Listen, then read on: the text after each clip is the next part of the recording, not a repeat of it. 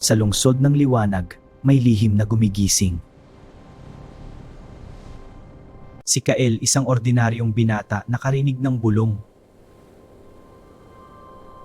Mula sa dilim, sumulpot ang halimaw. Sa unang sagupaan, takot ang kanyang kalaban. Sa gitna ng panganib, kapangyarihan ay nagising. Isang babae mula sa liwanag ang dumating.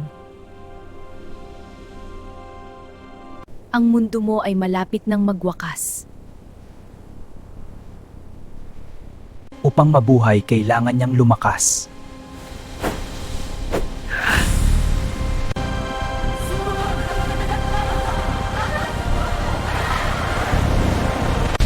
Sa gitna ng laban, siya ay nawala.